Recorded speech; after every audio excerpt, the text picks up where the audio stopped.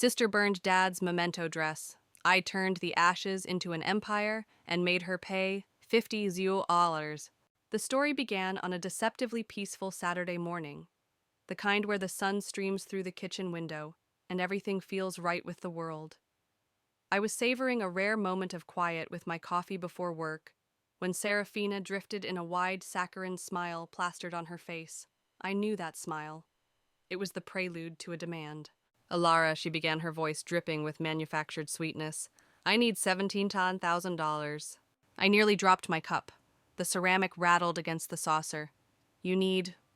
what? $17,000, she repeated, as if discussing the weather. I want to plan a luxury picnic trip with my friends. She elaborated without a hint of shame, her eyes alight with the vision. We'll rent a private yacht for the day, hire a personal chef, maybe have some live music. You know, something special. I just stared at her, the absurdity of the request sucking the air from my lungs. A luxury picnic. Serafina. That's an outrageous amount of money for a picnic. Do you have any idea how expensive that is? I can't just produce $17,000. Instantly, the sweetness vanished, replaced by a familiar, venomous chill. Her arms crossed over her chest, her smile twisting into a sneer. You're always so selfish. You act like you're the only one with a right to enjoy life. You have the money, Alara. You're my sister. You're supposed to help me. I kept my voice steady, a practiced calm I had mastered over years of her tantrums. I have helped you, Serafina. I pay for your college, your car insurance, the bills for this very house. This request is too much. Her voice rose sharp and accusatory. You're just jealous. You're jealous because I have a social life and friends and all you do is work. Before I could form a response, our mother walked in, taking in the scene and immediately siding with her favored child. Of course.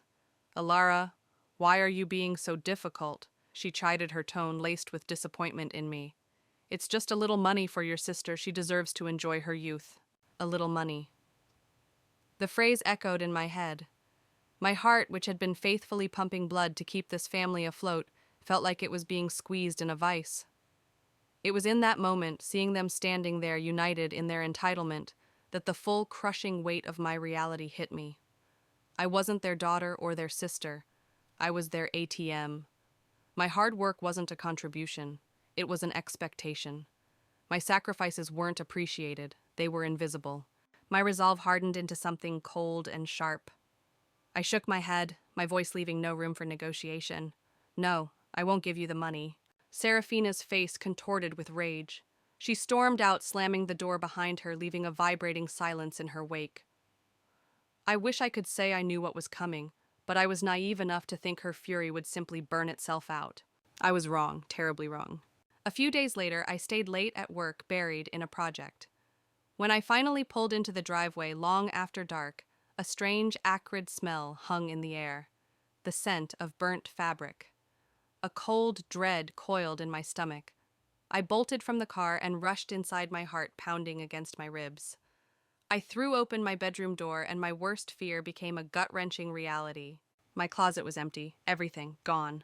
My dresses, my shoes, the few nice bags I'd saved for months to buy all vanished.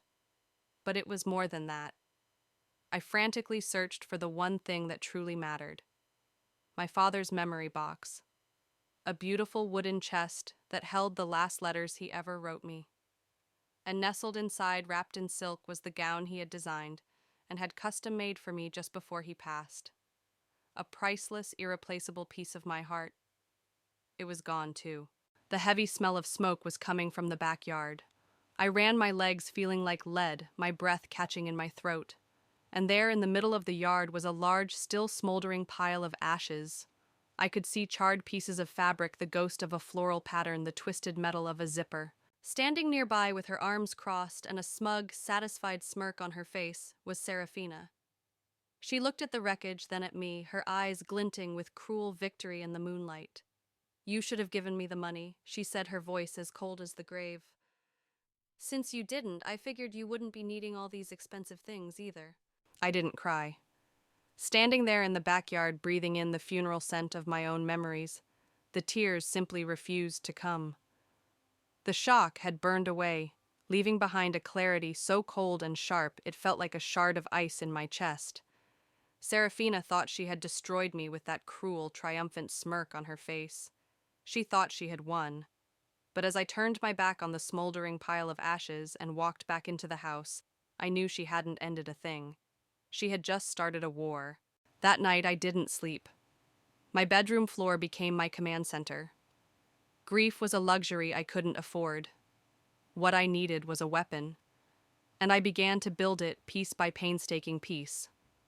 For years, I had been the silent keeper of secrets, the quiet magician who made money appear out of thin air. I had saved everything, every single receipt. I meticulously sorted through folders and files, the rustle of paper, the only sound in the dead quiet of the house. There it was, the irrefutable evidence of my servitude. Stacks of bank statements showing transfers to my mother's account. University tuition payments for Serafina, all paid from my salary. Scanned copies of utility bills, the mortgage statements, car insurance policies, all with my name, my signature, my money trail. Years of their comfort, their lifestyle, their blissful ignorance, all documented in cold, hard black and white. It was an arsenal of truth. While digging through an old desk drawer for a folder of receipts, my fingers brushed against something small and cool. I pulled it out. A small, ornate silver key. My father had given it to me just before he died, pressing it into my palm. "This is the key to your future, Alara," he'd whispered, his voice weak. I never understood what he meant. I thought it was just a metaphor. But holding the mysterious key now, its cold weight, a solid presence in my hand, I finally understood. The future he wanted for me wasn't locked behind a physical door.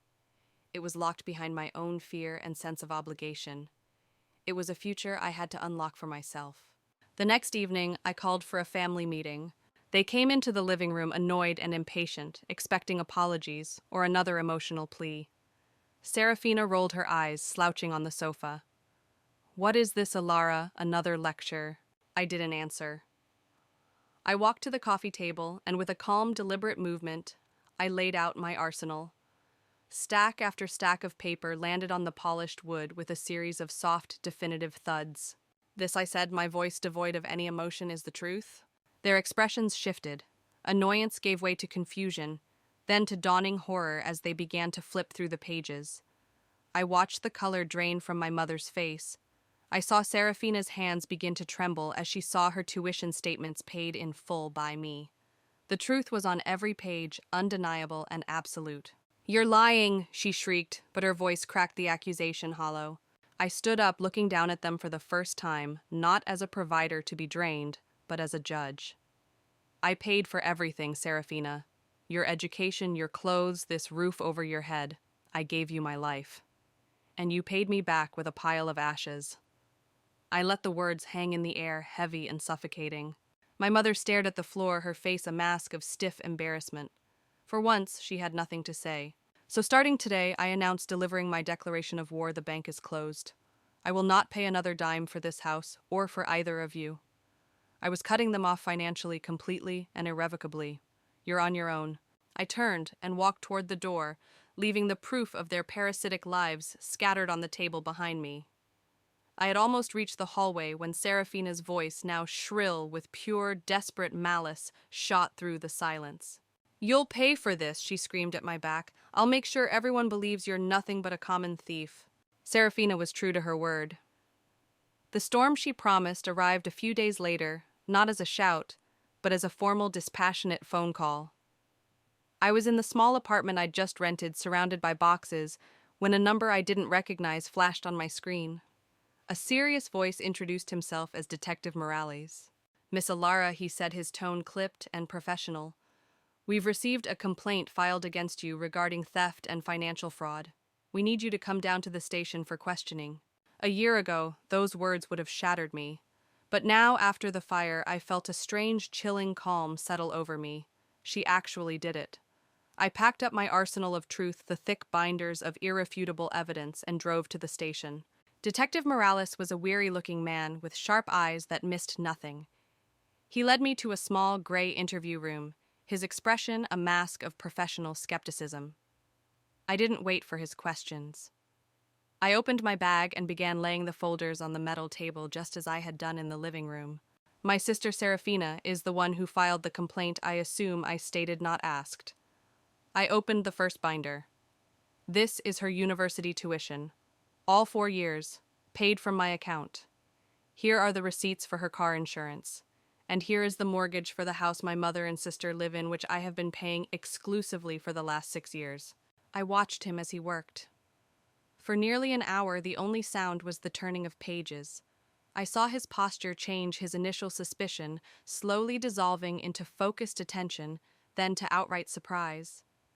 He leaned back in his chair, running a hand over his face. "Miss Alara," he said, his voice different, now softer. "This is comprehensive. But your sister's complaint is more specific. She accuses you of stealing from a family inheritance account and forging your mother's signature." "There is no inheritance account," I replied calmly. "It ran out years ago. As for forged evidence..." He held up a hand, a grim look on his face. We already suspected as much. He pushed a few documents across the table, bank withdrawal slips, with a clumsy, shaky imitation of my mother's signature. Serafina submitted these. Our forensics team confirmed they were forged.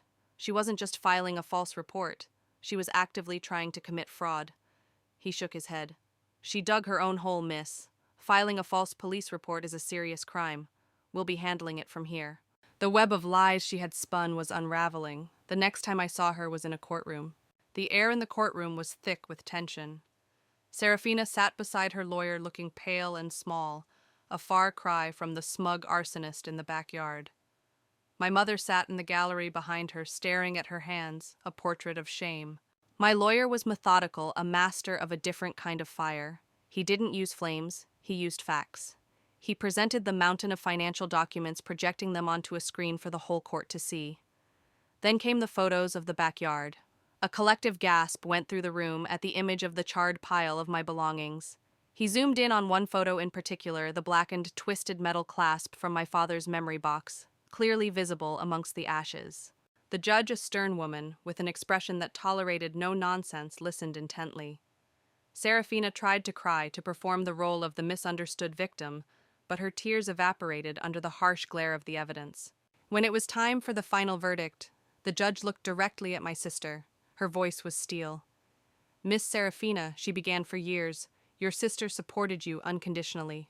In return, you engaged in a campaign of emotional and financial abuse, culminating in the malicious destruction of her property, including items of deep sentimental value, and then you attempted to frame her for your own fabricated crimes by submitting forged evidence to the police."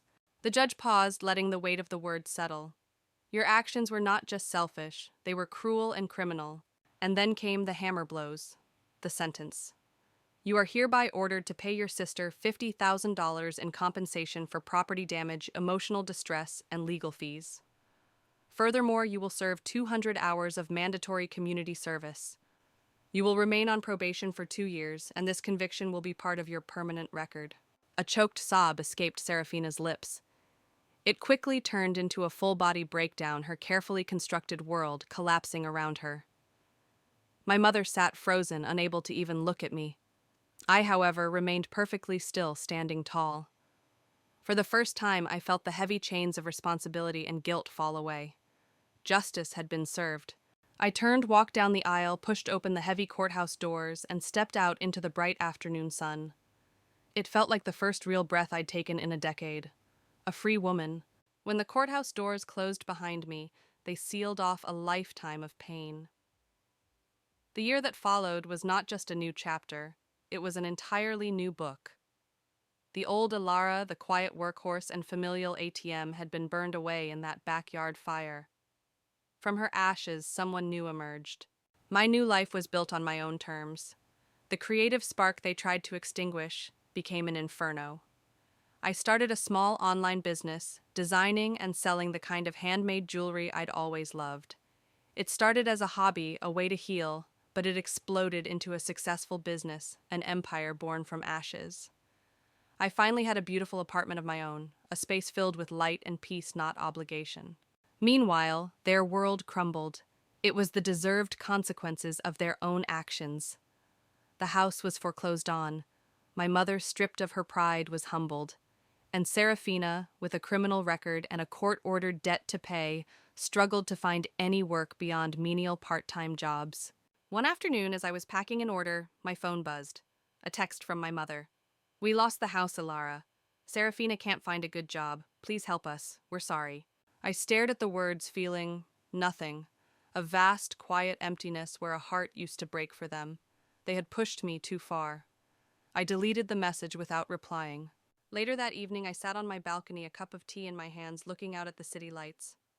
On my desk inside the small silver key my father had given me sat on a velvet cloth. It wasn't a key to a vault of money I now knew. It was the key to my own potential, my own future, which I had finally unlocked. I had lost a family, yes, but I had gained independence, happiness, and a profound sense of peace. And for that, I had no regrets, none at all.